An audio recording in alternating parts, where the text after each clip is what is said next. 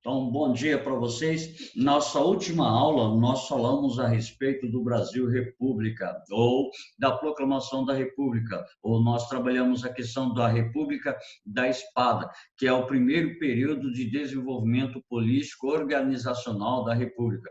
A República da Espada data de 1889 a 1894. Então, na nossa última aula, nós falamos a respeito da organização da estrutura do poder político dentro do governo do Marechal Deodoro e do Floriano Peixoto. República da Espada, porque os dois primeiros presidentes da República do Brasil eram militares, chamada ainda República da Espada ou República dos Marechais. Dentro do âmbito dessa questão da República Velha, nós temos a organização do pensamento político. Ontem nós falamos que a República se moldou diretamente nas influências do pensamento positivista, tá? Dentro da ideia do pensamento positivista, tá? Nós temos o desenvolvimento das ações políticas centradas na questão da ordem e do progresso. Tá, ok? Então, estabelecer a ordem e o progresso para poder buscar a ideia do desenvolvimento e do progresso da nação. Então, essa era a ideia fundamental. Então, nós chegamos... Deixa eu só aceitar esse povo que está pedindo aqui. É o Bruno. O Bruno não está conseguindo entrar. Deixa eu ver. Bom, então é o seguinte, dentro da ideia do Brasil República, nós falamos a questão do governo Deodoro da Fonseca e o governo do Floriano Peixoto. Ocorreu, tá, algumas revoltas dentro do governo do Deodoro e do Floriano Peixoto. A revolta da Armada e a Revolução Federalista do Rio Grande do Sul no governo do Floriano Peixoto. Foram duas revoltas da Armada e uma revolução federalista que aconteceu lá no Rio Grande do Sul devido à oposição do governo, à oposição ao governo central, certo? Então a revolta da Armada, a primeira revolta da Armada, levou à renúncia do presidente, tá? Do presidente Deodoro da Fonseca, e assume o vice-presidente da República, que era Floriano Peixoto. Só que os generais militares de alta patente, eles vão começar a questionar a legalidade do governo do Floriano Peixoto, porque a Constituição dizia que, no caso de impedimento do presidente, o vice-presidente deveria chamar automaticamente as eleições. Floriano Peixoto não fez isso. Floriano Peixoto não convocou as eleições. Portanto, ele assume o poder e vai ficar no poder até 1894. Portanto, de 1891 a 1894, o governo do Floriano Peixoto, que ficou conhecido como Marechal de Ferro. Para quem não acompanhou a sequência da nossa última aula, ele ficou conhecido como Marechal de Ferro devido à forma com a qual ele reprimiu a oposição e também os movimentos contrários ao seu governo. Tá? Aí nós chegamos a falar assim, em 1894, encerra o governo do Floriano Peixoto e inicia o governo, a presidência, tá, comandada por civis. O primeiro presidente civil da República do Brasil foi Prudente de Moraes, que venceu as eleições com aproximadamente 90% dos votos dos eleitores. Lembrando que esse processo eleitoral, ele era assim corrupto, muito corrupto. Ou seja, o processo eleitoral contava com as fraudes nas eleições. Isso conduziu, tá, o Prudente de Moraes ao governo do Brasil sob o apoio, tá, tendo o apoio das elites latifundiárias do Brasil. E quando a gente fala elites latifundiárias no Brasil, nós temos que lembrar sempre que era a região produtora de café, as regiões produtoras de café, São Paulo e os latifundiários produtores de gado de Minas Gerais. E eu quero que vocês gravem a ideia. Essa junção, tá? Esse acordo feito entre os mineiros e os paulistas de elegerem o presidente ou indicarem o presidente para ser eleito, chamou República do Café com Leite. A gente vai ver um pouquinho mais à frente.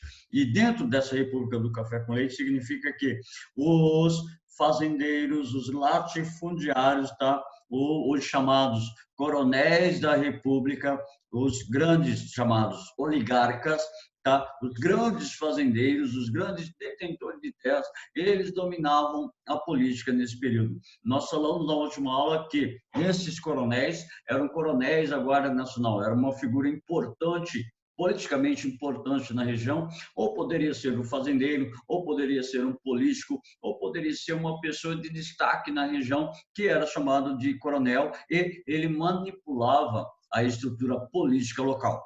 Ok? Então, a política do café com leite, como a gente vai chamar, deu-se através da organização do poder político na mão desses coronéis, desses fazendeiros. Então, os produtores de café de São Paulo e os latifundiários produtores, agropecuaristas, perdão, os agropecuaristas de Minas Gerais. Então, havia uma alternância na indicação do presidente entre essas regiões. Ora, São Paulo indicava, ora, Minas Gerais indicava. E os governadores faziam de tudo para poder eleger o presidente. E nós falamos também na nossa última aula a troca de favores que existiu. Nós temos aqui 6 elementos básicos que vão perdurar todo o processo da Primeira República, ou da chamada República Velha. Nós temos o clientelismo, mandonismo e o coronelismo. Se você quiser acompanhar, você pode pegar o livro de história, livro 1B de história, está a página 93. Se você quiser acompanhar, pegue o seu livro, por favor. Então, diz assim: o mandonismo. O que era o mandonismo? Era o controle da população local com base nas posses agrárias. Portanto, uma relação de poder baseada na detenção dos recursos de sobrevivência que submeteria os trabalhadores vulneráveis ao interesse dos proprietários de terra. Ou seja, eram esses proprietários de terra que tinham o poder de organização da estrutura latifundiária, da estrutura financeira, da estrutura política e da estrutura produtiva. Ok? Então, nós temos esses elementos no chamado mandonismo. O clientelismo seria formado por relações desiguais de proteção e fidelidade pessoais entre os cidadãos, ou seja, o cidadão comum, tá? O trabalhador rural, ele tinha um laço de fidelidade com o seu coronel, com o seu patrão, e isso impedia que ele lutasse, que ele estabelecesse um desacordo em relação ao poder do seu patrão, tá? O termo refere-se aos benefícios e vantagens que determinada pessoa tem devido aos seus laços pessoais, que corrompem a ideia de igualdade jurídica entre os cidadãos. Então, significa que, dentro dessa ideia, o clientelismo estava ligado com as concessões que o coronel permitia aos seus trabalhadores. E, por último, nós temos a ideia do coronelismo, tá? Era o privilégio de controle dos cargos públicos pelos potentados locais em troca de votos ou apoio tácito ao passivo às elites regionais. Em outras palavras, essa prática definiria as reciprocidades envolvidas na troca de favores pessoais e cargos políticos. Então, a ideia fundamental do pensamento na Primeira República foi uma estrutura de controlar o poder político. Como já havia passado a República dos Marechais, como já havia passado a República da Espada, a República das Oligarquias, como nós chamamos, ou República dos Governadores, ela é distintamente focada no controle do exercício da política. E assim nós temos, tá? Nós mostramos na nossa última aula a troca de favores que existia entre o presidente, o governador, os prefeitos e o coronel. Então, nós falamos a respeito dessa troca-troca. O coronel elege, tá? O coronel ajuda a eleger o prefeito, os prefeitos ajudam a eleger os governadores ajudam a eleger o presidente. Em troca disso, eu tenho favores, tá? Principalmente apoio e verbas em relação ao desenvolvimento da política local. Então, a política dos governadores foi criada só em 1898, mas a partir de 1894 nós podemos falar que ela já era uma prática, que ela já estava presente no anseio da população ou dos coronéis da República do Brasil, certo? A partir daí, nós temos o desenvolvimento de um pensamento voltado diretamente para a estrutura econômica e política. Nós estamos falando da chamada República Oligárquica. Por favor, falou. Tem gente com o microfone ligado. Ô, Ronei. Oi. Aquela troca de favores entre governador e presidente, coronel que você falou, ela tem algum nome específico? Ela estava o quê? Ela tem algum nome específico? A troca de favores? É. Bom, nós podemos falar do próprio clientelismo, tá? A troca de favores entre o coronel e o prefeito, entre o prefeito e o governador. Essa troca de favores pode ser chamada de clientelismo ou também, tá? Ou também política dos coronéis, tá? Conhecida como política dos coronéis. Pode marcar quando cair assim. Seu microfone está ligado, tá? Tem gente gritando aí, certo? Obrigado. Então é o seguinte. Aí o que acontece? A partir de 1894 até 1930, quando Getúlio Vargas dá o golpe da Aliança Liberal, tá? Esse período que vai de 1894 a 1930, portanto, aproximadamente 36 anos, nós temos a chamada República Oligárquica, ou seja, oligarquia significa governo de poucos, e esses membros dessas oligarquias eram os chamados fazendeiros. Augusto, os coronéis, tá?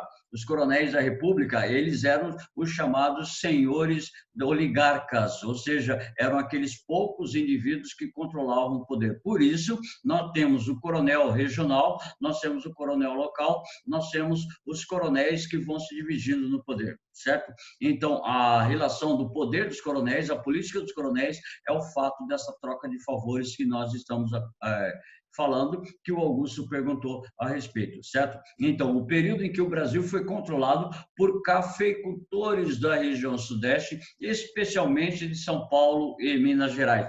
No âmbito regional, outras oligarquias ligadas ao setor rural estavam no poder, ou seja, quem estava no poder era São Paulo ou Minas Gerais, salvo algumas exceções onde o presidente não era nem de São Paulo, nem de Minas Gerais, mas ele foi indicado ou por São Paulo ou por Minas Gerais. É essa a grande questão. Aí as oligarquias dissidentes, são aqueles grupos de fazendeiros que estavam contra São Paulo e Minas, eram do Rio Grande do Sul, tá? Bahia e Pernambuco. Esses grupos, eles eram contra o controle do poder exercido por São Paulo e Minas Gerais. Então, a República das Oligarquias, o governo do Brasil esteve nas mãos de São Paulo e Minas Gerais de 1894 até 1930, certo? Essas oligarquias estavam ligadas ao setor produtivo agrícola. Como era no setor produtivo agrícola e o principal produto da nossa economia era agrícola, e nós já sabemos, tá? Nós já falamos 1, 2, 3, 4, 5, várias vezes, nós falamos que o principal produto da economia do Brasil nesse período é o café. Tá? Outros produtos nós temos como auxiliares do café, mas o principal produto da nossa economia era o café. Então, quem tinha maior poder político por ter maior poder econômico eram os fazendeiros de São Paulo e Minas Gerais, certo? Então, o que acontece? Dentro dessa ideia, dentro do âmbito regional, tá? Região Sudeste, região Sul, região Centro-Oeste, região Nordeste, região Norte, outras oligarquias estavam ligadas ao setor que estava no poder, ou seja, haviam políticos. Por exemplo, aqui do Mato Grosso do Sul, existiam políticos do Mato Grosso do Sul, que ainda não era Mato Grosso do Sul, era Mato Grosso, haviam políticos que estavam ligados diretamente à política paulista.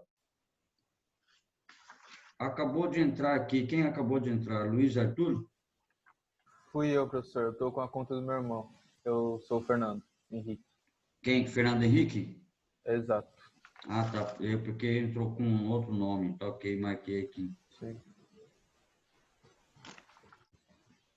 Certo? Aí o que que acontece? Dentro dessa perspectiva, dentro dessa ideia, os fazendeiros, então, instituem a política, os acordos econômicos que eles tivessem necessidade, como, por exemplo, dentro da estrutura política, tá? A política do café com leite. Por favor, gravem o nome. A política do café com leite foi, tá? A ação das oligarquias de São Paulo e Minas Gerais que se alternavam na presidência. Não quer dizer que todos os presidentes desse período foram ou paulistas ou mineiros. Nós já falamos, alguns presidentes não eram paulistas nem mineiros, mas foram indicados ou por São Paulo ou por Minas Gerais. Então, as oligarquias de São Paulo e Minas Gerais eram as duas maiores poderosas do país. Por quê? O centro econômico, o centro agrícola, o centro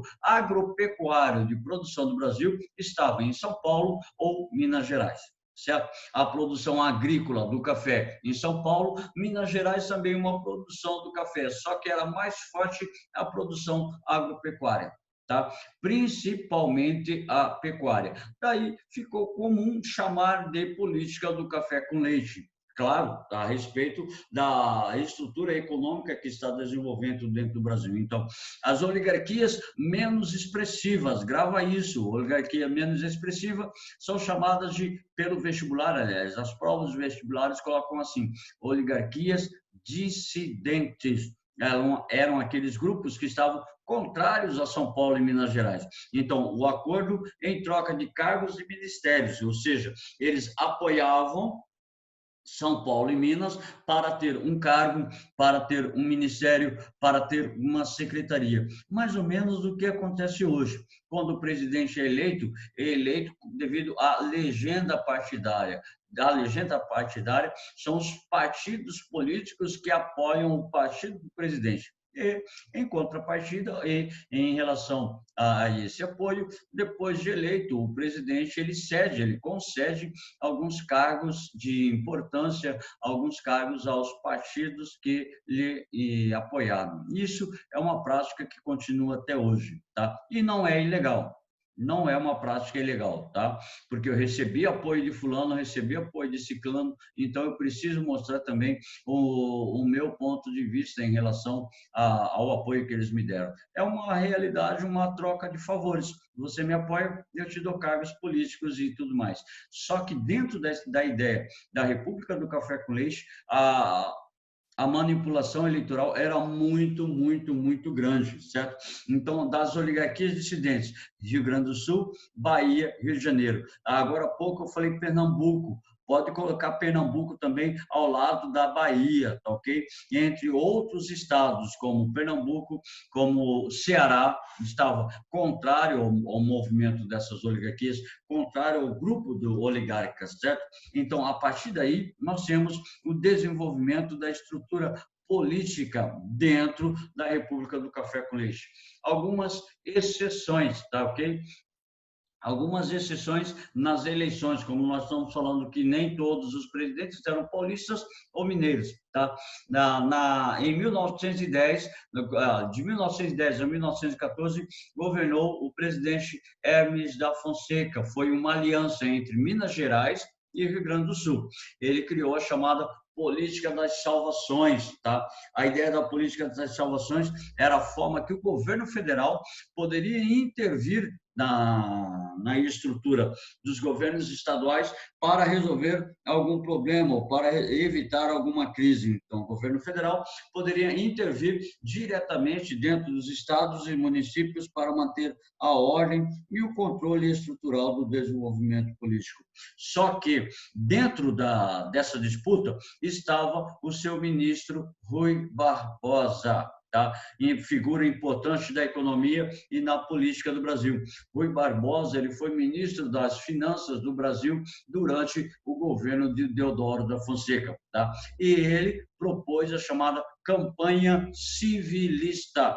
O senhor Rui Barbosa tinha como objetivo a campanha civilista a ideia de que para governar o Brasil, a partir de agora, somente civis. Ele não queria que militares passassem a governar o Brasil novamente, devido às situações que foram estabelecidas dentro do governo do Deodoro e do Floriano Peixoto. Então, a campanha civilista era a ideia proposta pelo seu Rui Barbosa para impedir que os militares chegassem à presidência. Ele perdeu a eleição, quem foi governar foi o Hermes da Fonseca. Outra exceção foi a eleição de Arthur Bernardes, a disputa entre Arthur Bernardes e Nilo Peçanha. Na questão de Arthur Bernardes, nós temos a influência dos fazendeiros de São Paulo e Minas Gerais apoiando Arthur Bernardes. Então, as duas oligarquias se unem para apoiar Arthur Bernardes. Só que o presidente vai ser o chamado Nilo Peçanha. Ele vai ter o apoio do Rio de Janeiro, Bahia, Rio Grande do Sul e Pernambuco, a chamada reação republicana, onde os grupos políticos das regiões querem retirar do poder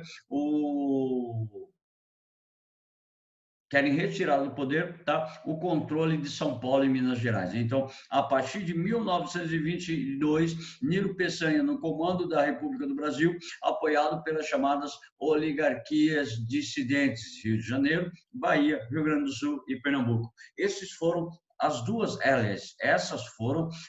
exceções dentro da República do Café com Leite. Para poder entender mais precisamente, a partir de 1898, tá?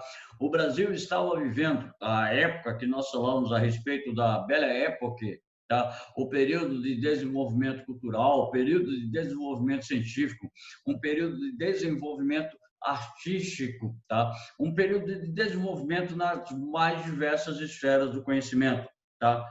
Ainda nós temos a influência da moda parisiense e da moda londrina. Então, influências muito grandes dentro do pensamento. Nós temos a ideia do socialismo científico, nós temos a ideia do anarquismo, nós temos a ideia do sindicalismo entrando no Brasil. Isso tudo mediante a influência dos imigrantes que estavam entrando dentro do Brasil. Certo? Então, a partir de 1898, o governo tenta estabelecer um controle geral das ações políticas e um controle geral dos governos para instituir, tá, uma prática política adequada. Então, surge em 1898 uma prática que nós chamamos de política dos governadores, tá? Foi um acordo firmado entre o presidente da República, que era, no caso, Campos Salles, a partir do governo de Campos Salles, e os governadores dos estados, ou os governadores provinciais, que previa apoio mútuo e a não interferência de ambos em seus governos, ou seja, o governo federal não interviria diretamente dentro das ações políticas do Estado e os governadores não interviriam diretamente nas ações políticas do presidente da República. Portanto, uma maior autonomia para o governo federal e para os governos regionais, certo? Assim, o presidente conseguia votos dos estados para a continuidade de seus projetos e, em troca, não interferia nas disputas do poder local das oligarquias, ou seja, podia ter dois coronéis disputando o governo do estado de São Paulo, por exemplo. Vamos colocar um exemplo da região produtora de café. No estado de São Paulo, ele poderia estabelecer a disputa entre os coronéis livremente. Os coronéis poderiam disputar livremente e fazer de tudo para vencer as eleições. Esse fazer de tudo para vencer as eleições narra necessariamente a manipulação política, tá ok? Dentro dessa ideia, nós teremos o chamado curral eleitoral, está mais abaixo. A gente fala a respeito do curral eleitoral, ou seja, o coronelismo era o poder local dos coronéis, tá? O coronel era o nome dado, era um nome pelo qual o latifundiário era conhecido, os fazendeiros eram conhecidos como coronéis, tá? Usavam o seu prestígio pessoal para conseguir votos, em troca dos quais obtinham financiamento do governo ou obras de infraestrutura, como barganha política. Quanto maior o curral eleitoral, por favor, aí vem os termos específicos da época, os termos específicos do período. Curral eleitoral. Falou curral eleitoral, refere-se ao número de eleitores que o coronel podia controlar. Por exemplo, o Augusto é um coronel, ele mora em Campo Grande, ele controla o voto em Campo Grande. Suponhamos que o Augusto ele consegue obter cerca de 800 mil é muito, 400 mil votos.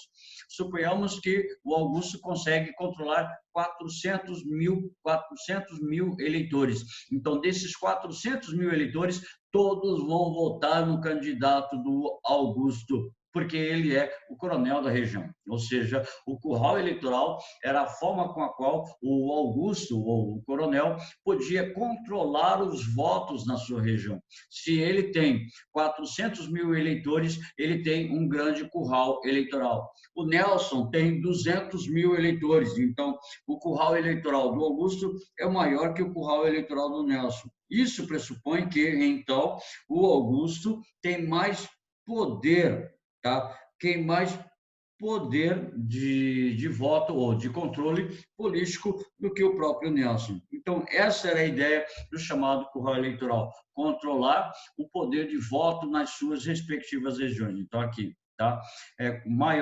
Quanto maior o número de eleitores, quanto maior o curral eleitoral, maior era o seu poder. Se o Augusto tem 400 mil eleitores, o Nelson 200 mil, é claro que o poder do Augusto é bem maior que o poder do Nelson. Então, necessariamente, a ideia está centrada nessas ideias, dentro desse contexto da política que nós temos. Aí nós temos, de novo, o clientelismo, tá? Fraudes eleitorais ou manipulação dos resultados. Entendo claramente, nós temos o clientelismo, o voto em troca de pequenos favores ou presentes. Se o Augusto tem 400 mil eleitores, cada eleitor que ele tem, ele troca um pequeno favor. Dá uma roupa, uma botina, uma cesta básica, ele dá praticamente algum favor, ele presta algum favor ao seu eleitor. Nem troca desses favores, desses presentes, na época da eleição, o eleitor vota no candidato do Augusto. Tá? Vou abrir uma crítica aqui que acontece no Brasil. Ainda pelo Brasil afora, existem compras de voto. A compra de voto é uma espécie de clientelismo, tá? Eu compro o seu voto, eu te dou tanto, te dou uma cesta básica, te dou material de construção e você consegue tantos votos para mim. Ainda continua semelhante à ideia do período da República Velha, certo? Aí nós temos assim, clientelismo, ação ou fato de um político ou partido político procurar ampliar seu eleitorado, utilizando processos mais ou menos demagógicos e favoritistas, ou seja, concedendo alguns favores aos eleitores, alguns favores àqueles que podem estar estabelecendo a eleição em relação ao seu favor. E grava isso, ok? Nosso livro-texto traz essa ideia, chamado voto de cabresto, ou voto do cabresto. Então, olha o que ocorre. É o voto a partir das intimidações pessoais. O coronel, tá? Era o político, o coronel intimidava os seus eleitores a votar no seu candidato. Ok? Era manipulação de dados como repetições ou criação de eleitores fantasmas, tá? Em algum lugar você pode encontrar assim, voto bico de pena. O que significa o voto bico de pena? Significa que quando abria o processo eleitoral, o fiscal ele levava a urna e levava a ata. Só que a ata é o livro de registro dos eleitores. O livro de registro dos eleitores já vinha preenchido, tá? a urna já estava também preenchida. Então, o fiscal só tinha o trabalho, tá? O fiscal só tinha o trabalho de, no final da eleição, encerrar a ata, fechar a urna e contar os votos, porque a urna já vinha preenchida, tá ok? Os votos já estavam dentro da urna. Então, criavam-se eleitores fantasmas para que o candidato do coronel, ou até mesmo o próprio coronel, fosse eleito dentro da estrutura da votação, certo? Então, nós temos voto cabresto, voto bico de pena, nós temos ainda, por favor, vocês encontram em algum lugar, em alguma apostila, em algum livro, em algum exercício, você pode encontrar assim, voto do cacete. Eram as práticas de castigos corporais, tá? Espancamento aos eleitores que não votassem no candidato do coronel, tá? Eles levavam cacetadas, levavam porradas e era a chamada política da intimidação. Cabresto, porque vocês estão vendo ali o cavalo, ele é guiado por um cabresto, ok? Conduz o cavalo, o que conduz o cavalo é o cabresto, aquele equipamento que vai na testa e na boca do cavalo, certo? Então, a ideia fundamental é justamente dentro desse conceito de manipulação eleitoral, manipulação dos dados políticos. E nós temos a degola, por favor. A degola era política em casa de opositores. Por exemplo, o Augusto, ele é coronel, ele vai ser candidato a prefeito. Só que o Nelson conseguiu manipular os votos, conseguiu fraudar a eleição e foi eleito prefeito de Campo Grande, tá? Então, o que acontece? Toda a estrutura política não reconhecia o título de vitória por parte da Comissão Verificadora de Poderes. Geralmente, o coronel mais poderoso participava da chamada Comissão Verificadora dos Poderes. Era essa comissão que afirmava ou não a validade da eleição, tá? E ela era manipulada pelo coronel, tá? O coronel que conseguisse manipular a Comissão Verificadora de Poderes controlava também o resultado da eleição. Então, degola é a política em caso de vitória de opositores. A oposição ganhou, eu não reconheço o poder da oposição e chamo, convoco novas eleições, tá? Isso era muito comum, tá? Isso era muito comum dentro da ideia da política, dentro do coronelismo, dentro da política do café com leite, certo? Aí, o seguinte, a gente para por aqui, porque o que a gente vai entrar agora fica já no capítulo 8. Então, na próxima aula, nós temos que retornar para a nossa abordagem e o nosso tempo também já é curto, tá? No meu já estou marcando 11 horas e 2 minutos. Então, para evitar que a gente ultrapasse o tempo e acaba prejudicando o professor que vai entrar, a gente para por aqui, tá ok?